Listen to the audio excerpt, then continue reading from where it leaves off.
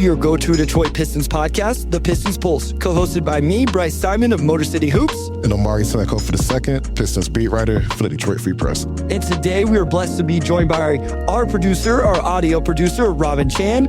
Wes is still performing dad duties, and rightfully so, helping Jill out with everything with little baby Winona, who is doing great. Wes continues to send us beautiful pictures of the new baby. Hopefully Wes will join us next week, but I do know that they are all doing well right now. Do so make sure you go and listen to The Pin Down over on the Detroit Bad Boys YouTube channel, where Wes talks Pistons with Blake Silverman. I'm sure Blake and somebody are still putting out great content over there. Make sure you're subscribed to Omari Sankofa II at the Detroit Free Press. And if you have it in you, because it is free, make sure you go subscribe to the Motor City Hoops Substack, where I have game notes and analysis after every single game. 0-2, football talk before basketball talk. You are now an honorary Kansas City Chiefs fan because they signed Kenneth Walker today. They did. I'm not gonna lie. When I first saw that they signed, he signed with the Chiefs, I was like, this isn't good, because now I have to support somebody for the Chiefs, which I usually try not to do. But because Kenneth Walker was responsible for the last truly great Michigan State season, I'll always follow him wherever he goes. So I'm not going to be wearing a Kansas City Chiefs hat, but when they're on TV, I will root for him specifically, and he will have on a Chiefs jersey. So I guess by correlation, I will be supporting the Chiefs in some capacity next season. Cheryl, always blessed to be joined by you. She says, good afternoon. Thank you for joining us as always. If you're in the chat right now, this is definitely a very open outline. O2 and I obviously discuss different things we want to talk about today, and there's some real topics, obviously. But if you have something, you have a comment, you have a question, whatever, this is your episode to get involved. Real quick from MGO Blue 7, how about the Sparty game yesterday, Omari? I believe University of Michigan knocked Michigan State off for the second time this year, correct? I didn't watch it. It was during the same time as the Pistons-Miami game. So I don't even know what happened. I can't weigh in on this at all. I'm just going to wait till March when the Spartans are known to be a pretty good team. Yeah, they lost to Michigan yesterday. Wow, it's news to me. I have nothing to say about it. Okay, we get a what up, though, from our guy Harry, and a what up, though, fellas, from the Wakanda dude. I think I got that. Did I get that right? I think I got that right. The Wakandan dude, yeah. Yeah, Wakandan. My bad. YouTube user said, today we shouldn't have an outline. It's simply time to panic. So listen, let's lay it out real quick, O2. Since we last recorded, Detroit has lost 4 straight. I think I mentioned in that episode that they had not lost more than 2 in a row or 2 straight all year. They lost to the Cavs by 4. No Donovan Mitchell, but there was James Harden. Another loss to the San Antonio Spurs. The Brooklyn Nets debacle of a loss. And then back-to-back, they play Miami on Sunday and lose to them by 11. Which of those games do you think was most telling, most meaningful, mattered the most, you took away the most? Before we get to the individual things that we have lined up, was there one of those games that stood out more than any of the others? For me, it's still the first 2, and I would say especially San Antonio, given that, at this point, they kind of look like the best team in the NBA. They got the better of OKC and the Pistons, and I know OKC has some injuries, but at this point, I just don't know who beats Wemby in a 7-game series unless something else happens. But the Cavs, too, obviously, that's somebody who you could face in the playoffs, and with no Donovan Mitchell, you lost to him. So that matters a bit. The last 2 against Brooklyn and Miami, I would have put those under March regular season weirdness right now. We can revisit this in a week and see where they are. But you just have funky performances over the course of an 82-game season. Sometimes they happen at the same time. You don't want to overreact to a week of basketball, especially when the previous 16 or 17 weeks or whatever were pretty good. So, yeah, I put more stock into those Spurs Cavs losses. The last 2 are probably more of a reason to panic, but again, I do want to see a bit more info before you hit that red button. Yeah, I think Miami was actually the game for me. So Michael says, I respect Miami, expected to lose, just not like that. I think for me, and YouTube user says losing to the Nets stood out to me because the Pistons completely lost their identity. Obviously, Sharon Dalton brings up Noah Sarr equals losing streak. I think that's an important thing to talk about the Pistons defense in general over this stretch and even a longer stretch. I think the Miami one was for me, O2, because I just expected them to bounce back because it seems like that's what they've done the last 2 years. And so after losing to Cleveland, when that one happened, it was like, okay, they've played really well. They lose one here, 4-point game. I know no Donovan Mitchell, but still. San Antonio, I just think ultimately is an awful matchup. I was thinking about it today. Even if Detroit made a run through the East to the NBA Finals, if it was San Antonio, I would be real nervous about them getting swept in the NBA Finals, even after making a run through the East. That seems like such a bad matchup for them with what Steph Castle and Carter Bryant can do with Cade and then Wembanyama in behind them. The Brooklyn game was just such how did this just happen? Did they really blow this lead type of thing? And I just expected them so much to bounce back on Sunday, even with it being a back-to-back. I understand the context of it. I just really expected them to do it. And so them just not playing well at all, let alone not winning, that was probably the one that stood out the most to me. Yeah, Wemby is an awful matchup. I think they have a real argument for the best defense in the NBA when fully healthy. 0-2. With the perimeter defenders they do have, and when Champagnie, Vassell, those guys are knocking down shots on offense, that is a team that is really scary. Okay, so let's go the 4-game stretch real quick. And then so offensive rating over this 4-game stretch is 18th in the NBA. Defensive rating is 25th in the NBA. Anything on either side of the ball over this stretch that's really stood out to you, again, before we get to some individual players? Yeah, in general, just the lack of defensive disruption. And some of that's not having a SAR, but some of that also is just them not having the usual physicality and disruption they typically have. I actually looked at it earlier today and put together some numbers for a story, just kind of breaking down all of it. But they've gone from a team that's really good at forcing turnovers to a team that doesn't force very many turnovers. And when you're reliant on transition as they are, on interior scoring as they are, I think that just kind of has a knock-on effect on everything. You're forcing fewer turnovers. You're not defending as well.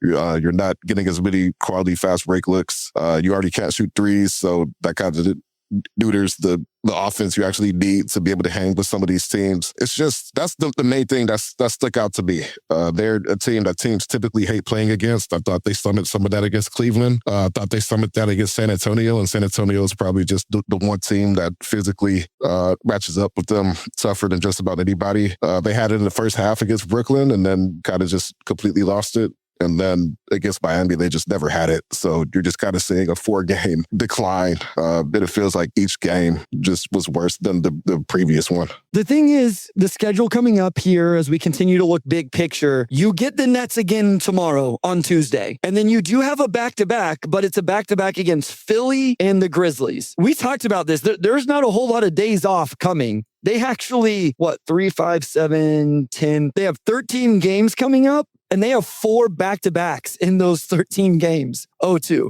So in terms of the schedule, there's a game against Washington. There's 2 games against Washington.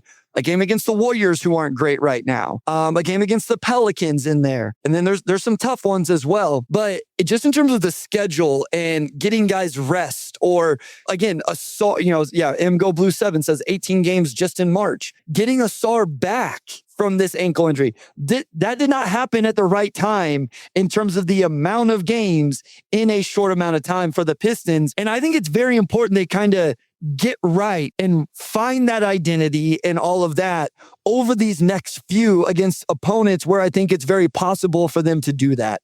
Yeah, but as Emglo Blue said, 18 games in March. It's just a stretch where you kind of have to instantly forget about what happened before because you have no time until the next one. I did think that kind of bit them against Miami. And to your point about them bouncing back quickly this season, I did think that was one that they were going to get. Their last bad loss before that one was against Washington. And then the next day they came back and they blew out the New York Knicks. Obviously, both those games were at home, so it's a little bit different. This past weekend, you played first half of a back-to-back in Detroit. You fly to Miami after. You lose an hour to daylight savings, and then you're back on the floor the next day at 6 p.m., back-to-back 6 p.m. games. That's it was like a 20-hour gap in between all of that. So for them to just come out as flat as they did, some of that, I knew there's no excuses over the course of the season, of course, but some of that to me did just seem like guys were just tired. And you saw JB go into the rotation a little bit deeper. Chaz got some time.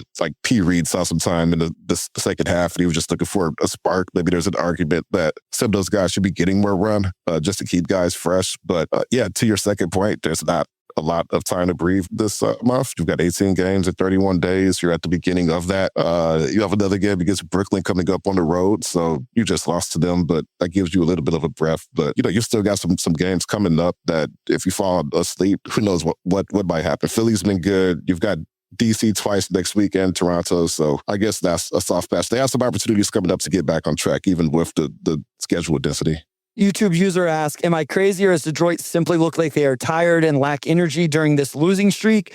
You're around this team every day. You watch them warm up. You see practices, all of those things. You would have a better pulse on this than anybody. I will just say, to add on to this, this is a huge part of what makes this team successful. So if there is an aspect of not playing, quote unquote, to 100% or not having quite as much energy or enthusiasm or whatever, I think it might affect the Pistons as much as any of the best teams in the NBA because their identity and their culture and their success is so reliant on it. And I think it plays into what you said about the lack of forced turnovers, disruption, getting out in transition. Yeah, like all of that stacks. I mean, yeah, like you never want to use the schedule as an excuse, but the schedule bites every single team at some point, and that's just the reality of it. Even the best teams have rough patches. OKC had their rough patch earlier in the season where they started off on like a 70-win pace and, kind of fell off and then figured it back out. I mean, the Spurs had a rough patch earlier in the season. For the Pistons, it's just hit them later on in the year. But yeah, I don't think it's an automatic cause for panic. Like I said at the start,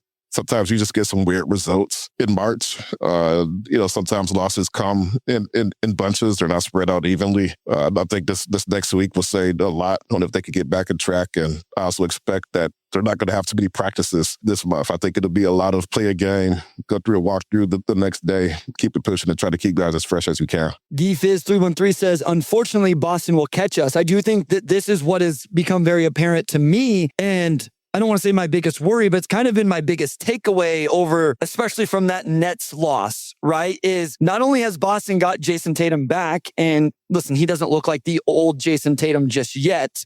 That's a bigger picture conversation in terms of what he can get to as he plays out the rest of the regular season and into the playoffs. Listen, the Knicks are still 5 games back. The Cavs are 6.5 back. Raptors, other teams I think are just too far back to really play into this. Boston is only 2.5 games back.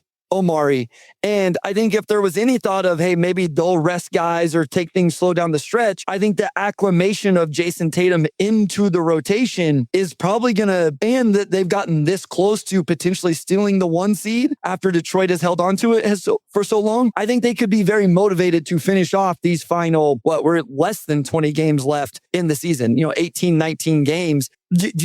I know you don't worry because you're not a fan. You don't care where Detroit ends up in the standings, but do you think that this is a real possibility now? Like, do you think that there's a real chance they get run down by the Celtics? Yeah, I think so. Boston started off good. They've gotten better, it seems, as the year's going on both ends. They got a little bit better at the deadline, I felt, even though they're not going to have Vooch for the next month or so. I think he injured a finger or thumb or something like that. And then you get Jason Tatum back, and I watched his first game back over the weekend, and he has some stints where he looked a lot like Tatum. The lift isn't there. Obviously, the wind isn't there. Who's to say if he gets back to 100% this season? But Boston, as they were, plus 85 to 90% of Jason Tatum is a pretty good team.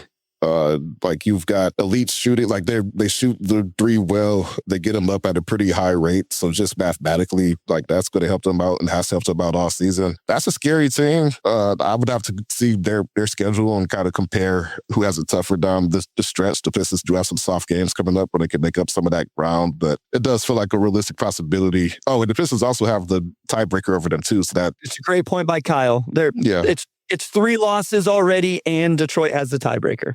Yeah, so there's still some ground to make up, but it has become more of a possibility with the Pistons on this losing streak.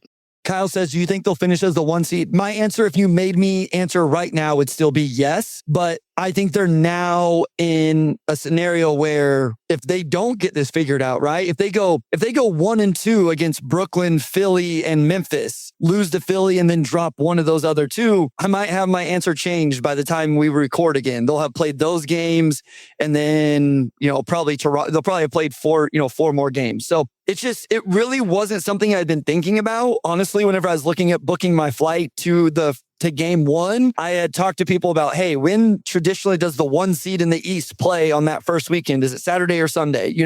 I hadn't even considered that it could drop to the 2 seed, and that would be a factor. Ultimately, the way I book my flights, I'm going to be able to, ebb and flow wherever it goes, because I couldn't get a for sure answer. But the calculation has changed. It's got a little tighter. I want to talk one more question from Michael about this, and then we'll move on. But I want to go to a short break, so we'll get to that question from Michael right after this.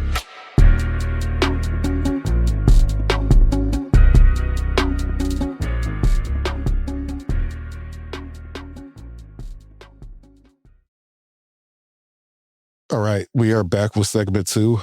We have a comment here from Michael. I'm going to read quickly. I don't want to jinx it, but Detroit should either be 1 or 2 by the end of the year.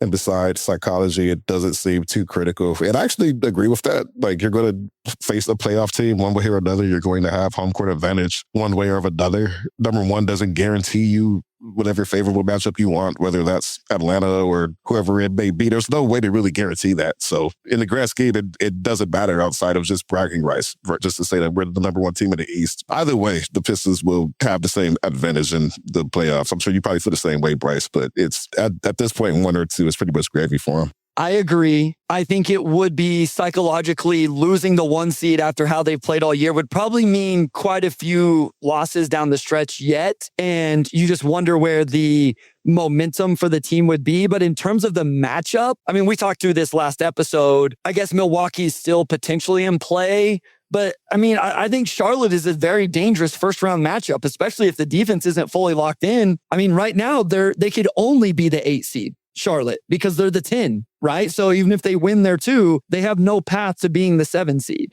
so, and these standings can still shake out. So I agree with that in general. Mr. Ray says, I'm late, but I hope everyone is well today. Hope you are well as well. Downtown Deuce, hit the like button. Great pod. Thank you, Deuce. Always appreciate the support. Hopefully we can connect whenever I'm up in Detroit next month. I'm very excited for that, to just, connect with people I don't get a chance to see all the time in person. Obviously you first and foremost, O2. Cheryl says, did you see Wemby's comments last week regarding him playing the Pistons? I don't know what she's referencing here. Do you have this somewhere, O2? He just talked about how physical, because they had the back-to-back after Detroit, and when he was just emotional after the game. He was just talking about how hard they had to work for the last win, and then physically having to play again. Oh, it was after the Clippers comeback win. Yeah. It was something along the lines of that. I didn't see the exact quote, but I'm pretty sure that's what my mom is talking about. The physicality he had to go through against the Pistons, which seemed like it took a toll on him. It did. My takeaway, a pod I was listening to referenced some of the comments he made after the Clippers game, and it did, and maybe it was taken out of context. Maybe the way I heard it was taken out of context, but it did seem like he was very geared up for the Pistons game. And we know Wemby is just very competitive in general. I think, he takes all games serious, but it did seem like there was something about playing the Eastern Conference favorite and Cade Cunningham and all of that. Okay, I want to get into a few topics that we talked about, and I think are just topics around the internet right now. And we don't always do some of this stuff. The first one, I find myself very frustrated by the JB Bickerstaff video that's going around and the supposed quote that's been taken out of context about what he said with the Boston Celtics. I don't know if you have that full quote that you could just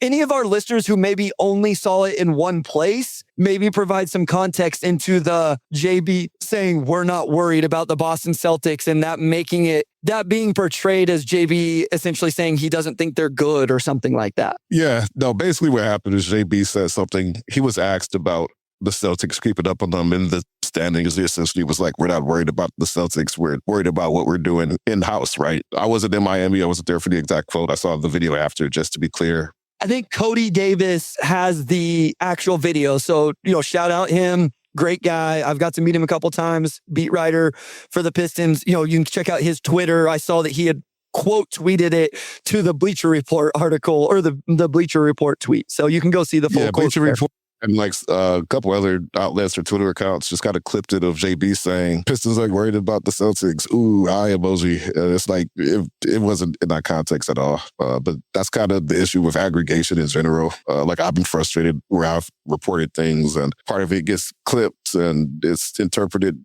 inaccurately because there's no context behind it. It happens a lot, but no, the Pistons were not trying to diss the Boston Celtics last night. It was just, we can't be concerned about them creeping up the standings because we've lost 4 straight. That's what JB was saying. Okay, the other one that we already chatted about a little bit in our group chat was the Jaden Ivey narrative right now. And listen, ultimately, the Jaden Ivey trade is going to be graded and reviewed based on if Jaden Ivey is able to return to form that he has not been able to thus far off of his injuries, right? And also whether this pick swap that could take Detroit 7 or 8 spots higher in the first round ends up being meaningful or not. And whatever happens with Kevin Huerter, whether that's actual substance or not, right?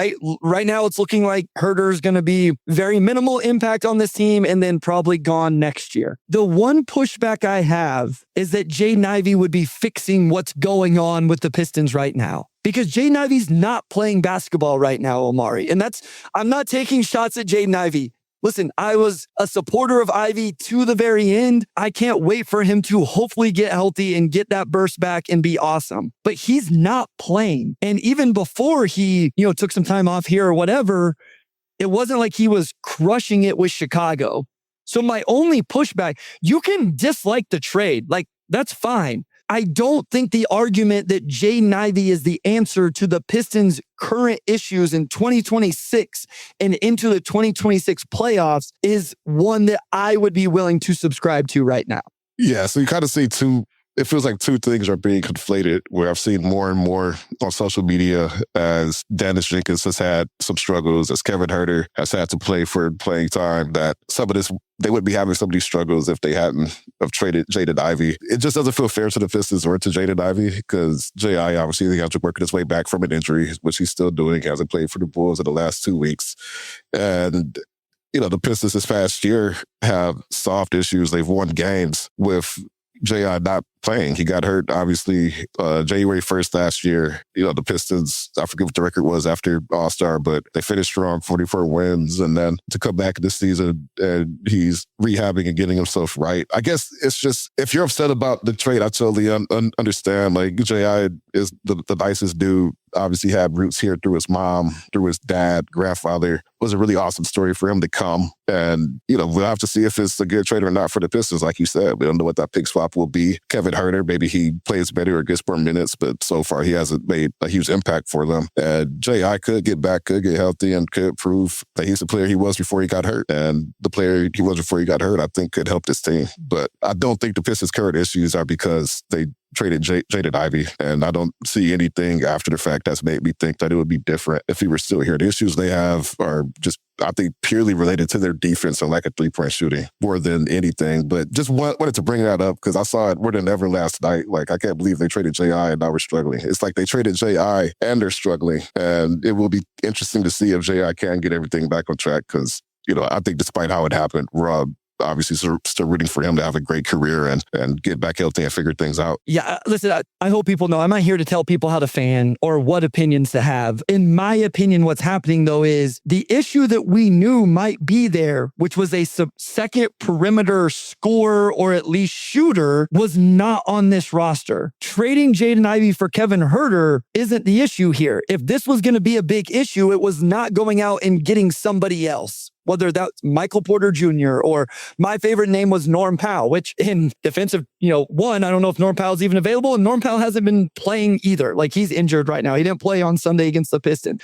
Insert player's name, right? Name X here. I feel like that's what fans are seeing right now, and rightfully so, because it is an issue. But I don't think the correlation to, well, then trading Jaden Ivey was the wrong decision. It might be, but not based on that particular problem. The problem that presents the Pistons right now would not be solved by Jaden Ivey still being on this roster. This team would have lost these 4 games, 0-2. Because again, Jaden Ivey wouldn't have played in these 4 games if he wouldn't have been traded. So I think the issue is one that is fair to bring up. I think the solution or the thing that didn't happen is the thing you should be upset about is there wasn't a move to be made for a CJ McCollum, a Michael Porter Jr., again, whoever. That, I think, is what people should be frustrated at, in my opinion. Again, fan how you want, opinion how you want. But that's where I think things get convoluted a little bit. And that's not to say, Jaden Ivey might come back for the last week of the season and look awesome. Or he might come back next year and be incredible. Like, that's all very much on the table. But it could prove to be true later, for sure. Correct. Just not right now. Not right now. And I don't know how we had seen him play this year. You would have said that, like, hey, he was going to be the answer. So I just wanted to talk about that. You brought it up. I thought it was important. Yeah. But people kind of fall into a cause and effect fallacy anyway. Like, I've seen people get frustrated at, like, Fred Vincent. Like, I can't believe we hired an assistant coach who's known for shooting and we're still not shooting it. He's doing something wrong. Like, something always has to be wrong, and there always has to be a scapegoat or, like, a reason for something, right? This thing happened. It didn't work out how you expected. Therefore, somebody's doing something wrong. It's usually not that simple, is all I wanted to say. And I also don't think that Fred Vincent is responsible for the Pistons not shooting the ball well. Like, I don't think you could pin that on their shooting coach. I think they just have a team of guys who can't shoot, and that's just how this roster kind of turned out. Yeah, I think we know what this roster is, Omari. It was really, to me, the deadline decisions were, we're going to see what this roster can do. And there was always a world where you went through a 4-game losing streak. I think there's a world where this team, doesn't get out of the second round of the playoffs, right? They win the first round and they lose to the Celtics or the Knicks or whoever. Like, I would feel better about it if there was a big time perimeter score. But yeah, the roster is what it is. I understand why Trajan and the staff and the front office and whatever all wanted to see it play out and see what it could do. But there was a real chance that there are holes on this roster. We've known that. Okay, speaking of 3-point shooting, I'm going to throw a couple things at you and then you can just respond how you want. First one, I think Ron Holland should stop shooting threes. I think Ron Holland has shown throughout the year. Here, let me backtrack. I think Ron Holland should stop shooting threes for the rest of this season. 0-2, he is 23% on almost 3 attempts for the whole year. On corner threes, let's see, maybe the corner threes are better. Nope. Corner threes, he is 22% on the year. Here's my argument, and I'll see if you subscribe to this at all. It's a little bit of the Asar Thompson thing. And this happened in the Miami game. We know teams aren't going to guard him, and they're going to guard him even less in the playoffs. I would rather Ron Holland spend the last 19 games of the year and the Pistons as a whole figuring out how they can combat that with Ron still attacking, Ron cutting, Ron dribbling into a DHO, Ron setting a weak side flare screen, whatever, as opposed to him standing in the corner and taking corner threes. That's my opinion. Do you agree with that? Or do you think, like, hey, let's continue to instill confidence and let him chuck it up? I don't want him to stop shooting threes. Maybe there could be some adjustment. I'm swinging the pendulum too hard, too far one direction for you. People agree. And that's the thing. And, it kind of broke out on social media the other week. Like, why is Ron taking so many threes? And I think this was against the Orlando game. And, basically, and I actually asked JB about it before the game, because at that point, I forget what it was, but Ron was like 1 of 22 or like 1 of 23 for 3 in like his last few games or whatever, like high volume, just not making them. And JB said that they want him to shoot, right? Like, if you're open, like, you want to take an open 3, they don't want him second guessing. And basically, as long as you're doing the other stuff, you're defending, forcing turnovers, you are getting inside, you are attacking in transition, then you have that green light to take threes, which I think he should have the green light to take 3-pointers. I think if he's wide open in the corner, there's no reason why he should turn that down and hunt probably for a shot that's not going to be as open. So that's just how I feel philosophically. I don't know if I need Ron taking 5 or 6 3-pointers a game. And he gets the ball open a lot in the corner. His teammates are passing him the ball with the expectation that he'll shoot if it's open, wide open. If it's not, they close out. He'll drive, make a second play or whatever it may be. And when he drives inside, like, the results typically are pretty good. He's a good finisher. He can make reads here and there passing wise. But defenses want him to shoot, and he gets the ball with the expectation to shoot. So it's kind of like, how can you do not shoot, right? I don't want it to be don't take any 3-pointers. Just maybe drive a little bit more. Maybe it doesn't have to be the first option every single time, because by the end of the night, you see that just from a volume standpoint, a lot. I love it. I love the cameo. What's going on? But just from a volume standpoint, a lot of the threes are going to guys that just don't shoot the ball as well. So I just think the shot diet in general could be rearranged for the entire team. It's not just a Ron issue. I don't know if, Javonte Green needs to take as many threes. Like there's several guys on the team who are taking a lot of threes and they're just not falling. So that's just, for me, it's not a Ron issue. It's just something team-wide that needs to be recalibrated. For those not watching on YouTube, my son walked in the middle of Omari's conversation there. It's his room. Like sometimes he's like, Dad, I'm sorry. This is my room. He's I've got stuff to gotten do. so comfortable just walking in whenever he wants and doing whatever he wants. And usually he's quiet, but now he talks and stuff. It's like, come on, man. You know what's going on. He knows what's going on. He knows what I'm doing too. And he just does not care. God bless the last child. Yeah, I do think saying never shoot it is a pendulum swing too far. My only point is, here's my fear, Omari. Here's my vision, is some team really leans into this and he just goes 0 for 5 from the corner. And, they literally are just daring him to shoot and he can't knock him down. And it's man, if we spent the last 20, to me, it's the same argument I've made about Asar Thompson with the on the ball versus the off the ball stuff. With Asar, I love that they were putting the ball in his hands early in the year, but at a certain point when it wasn't effective enough to look like it was playoff valuable, I was take him off the ball and let him work on the cutting and the offensive rebounding and all of that. So I think never shooting it is a little extreme. I would really like for them to encourage Ron, find this cut, find a way to attack this. I do as well. Go Blue 7 says coaches want Ron to eventually hit that shot. I do also. This isn't a long-term play for me. Ron needs to be able to knock down shots. And the only reason I bring it up is I don't want him out of the rotation in the playoffs. I don't want it to be a thing where he can't knock down a three, but he doesn't know how to leverage a defender not guarding him, and then he can't play. I think he's their third best defender, O2. I think he needs to be on the court. But what I don't want to happen is he's such a liability offensively that they can't play him. And I do think that there are ways to combat not being defended at the 3-point line there's my argument. My argument is I would like to see him lean into some of those things a little bit more. Attacking the offensive boards, setting a weak side flare screen, catching and dribbling right into a DHO, because those things work. I know people don't love this name. Draymond was so good at this stuff. And it's a skill that I don't think enough players have tried to copy, of being able to, and I realize he played with shooters. I see a YouTube user's point. I get it. I just think there are some ways to combat how he's being defended. Okay, next one.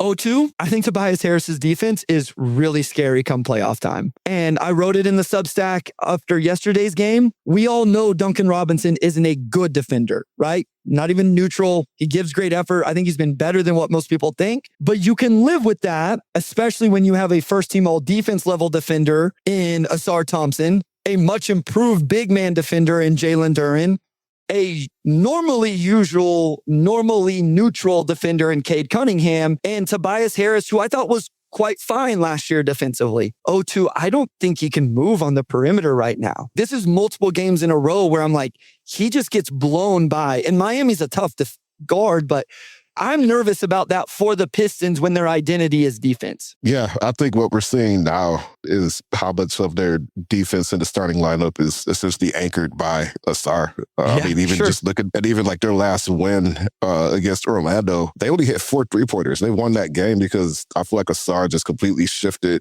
the flow of the game in the second half by flying everywhere, coming up with steals and blocks and just blowing up whatever Orlando was trying to do. They didn't win that game because they could shoot. They won that game because their offense was being driven by their defense. And I think in the last few games, you do notice some of their deficiencies on that end a bit more. Tobias has not been as good on that end as he was last season. The guys in year 15, just not moving quite as spry as he was, right? But when you have a starting lineup where, Tobias hasn't been the best defensively, Sass is just small. Part of their advantage with your starting five is that it's a pretty big starting five. Your smallest players are 6'6", and they don't have that right now. All of those deficiencies become more exposed. The other issue with this team is that the players who could score and the players who can defend, tend to be in separate categories, right? You need Tobias starting because he could score. He gives you some spacing. His mid-range has been great this season. He can self-create a little bit. He's really stepped up for him offensively some nights and kind of stepped into that second row when nobody else could. you have to lean on Tobias Harris. But, when he's not getting it done defensively, when you don't have a star, like all those things kind of stack up. So that is something that you wonder about for the playoffs. And it's also really important why, Beef Stew, will be huge for them in the playoffs. We didn't see it last year, but him being able to slot in at the 4 or the 5, play next to Duran, maybe that opens up minutes for Paul Reed, like Mr. Ray says here. I think there's things they could do to make up for it, but it is something that they will have to be aware of going into the playoffs. I want to talk about Paul Reed, but I want to go to break, and I want to make sure we give it its due time, because we'll do that. So right after this, we'll talk some B-ball Paul.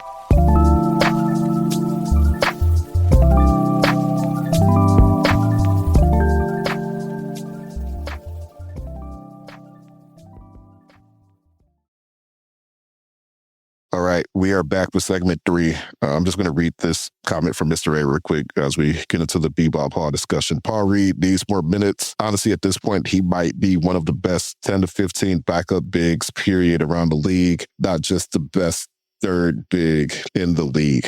I also want to give Michael a shout out. He said this earlier. Michael said his algorithm's full of need Paul Reed to start. Would you find a real rotation role for him? And if so, what role? So just where do you see Paul Reed in the conversation of all of this? Yeah, they survived suspensions to Stu and to Duran because of Paul Reed, because he's plug and play, steps in, could just check so many boxes. Like, other than Asar, he's probably the next most chaotic defender, just in the sheer blocks and steals and deflections he comes up with. Brian is in that group too, but, just more from a perimeter standpoint. Like, Paul Reed is a chaos creator, and that just fits really, really well with what this team likes to do. They probably needed some of that. Not some of that. They needed probably a lot of that in these last 2 games where, like, especially against Brooklyn. Second half of Brooklyn and yesterday in Miami, they just had no life, no urgency, just did not have the usual physicality and execution they generally have. Paul Reed has over-exceeded as a third big. I do think there's an argument that he could just be a rotation guy, especially when you're not knocking down shots, you're not defending, you're not getting the things that usually drive you on both ends. I think that's normal. You've lost 4 straight. You've got a guy on the bench who has not played consistently, despite delivering almost every time he has played. And you do give some things up with Paul Reed size-wise, which I think against some teams, can hurt them. I know if Miami and Brooklyn are the teams that can punish you size-wise, outside of Kello Ware, who I don't know how tall he is, but he looks like he's about 7'2" sometimes when he gets up for blocks.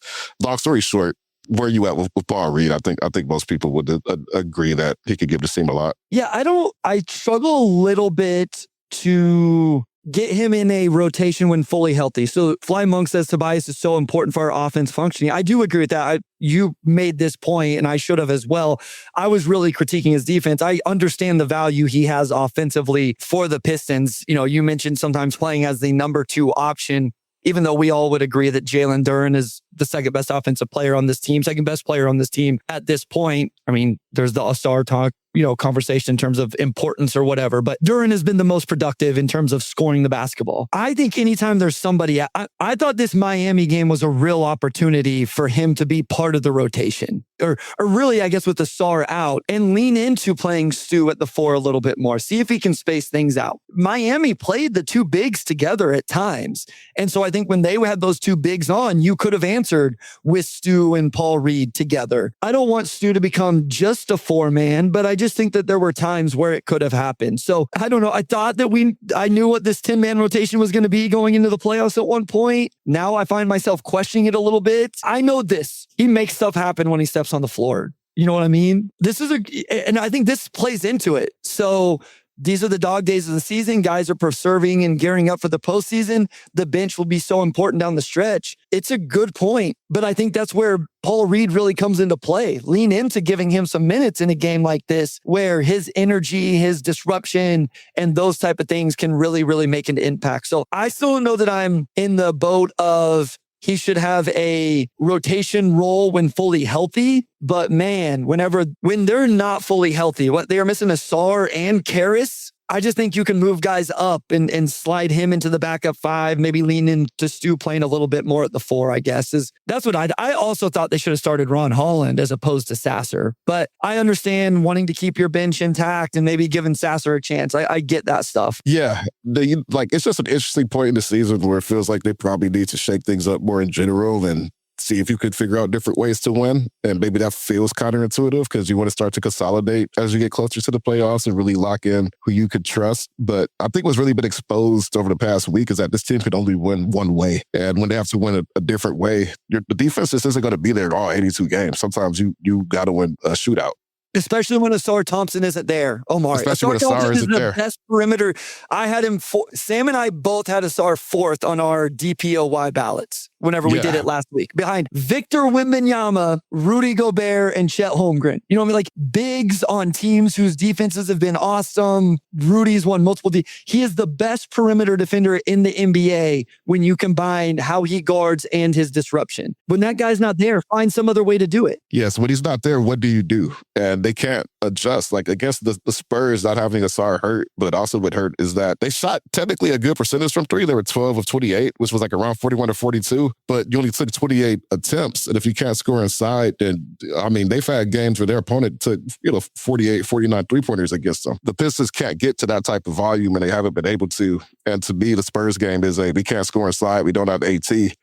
We just got to shoot them out the gym and just shift the way that this game is played. I think we're just seeing it different ways that when the formula works, it works. But when the formula doesn't work, they haven't been able to figure out another formula that can get it done. So whether that's starting Ron or seeing if Chaz could knock down shots or, just creating more disruption with Paul Reed, with 19 or 18 games left, this feels like the perfect time for them to begin to experiment and figure out how else can they generate offense, when they're not doing it the way that they've been doing it all season. I agree.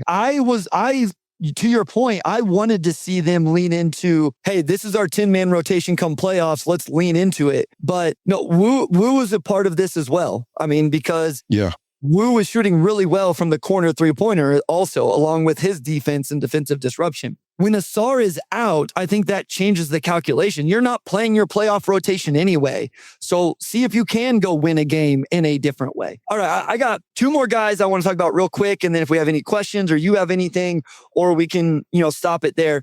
Mr. Ray says, is it possible that Stu is capable of being a starter at the 5 with his improvements at both ends? Okay, here's my thing. I've always been the biggest Isaiah Stewart supporter. I just think Stu is in the perfect role for him now. Is he a capable starter? Like, could he be a starter? Like, absolutely. I think the talent is there. The ability is there, especially with the offensive growth. I just think the way he goes about his business, what he does, what he's good at, getting, what's he playing? 23 to 25 minutes a game off the bench, being a play, most of it at the 5, a little bit at the 4. I just think he's in the perfect role for him right now. And that is why I sometimes push back on just start Stu at the 5 or even the start Stu at the 4 stuff.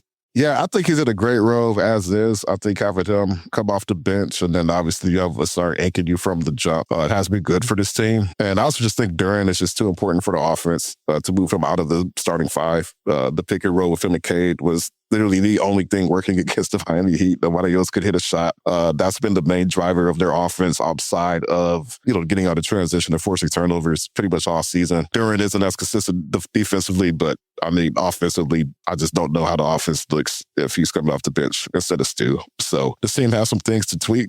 I think they could find more minutes for Stu in general, but I don't think you need to start him to make that happen. And then the last guy, I think we don't have to spend a lot of time on it. We talked about it last time a little bit also. But part of the equation here is that Dennis Jenkins just hasn't been what it looked like he was going to be given the role that everybody wanted him to have, and rightfully so, based on the way he played. So this leans into a little bit of the conversation we had earlier in terms of move at the deadline to bring in another perimeter scorer. Obviously, the Verts offense plays into this also. Jenkins over his last 12 games now, 5 points on 30% from the field, 20% from 3, doesn't get to the line a lot, hasn't had a ton of creation.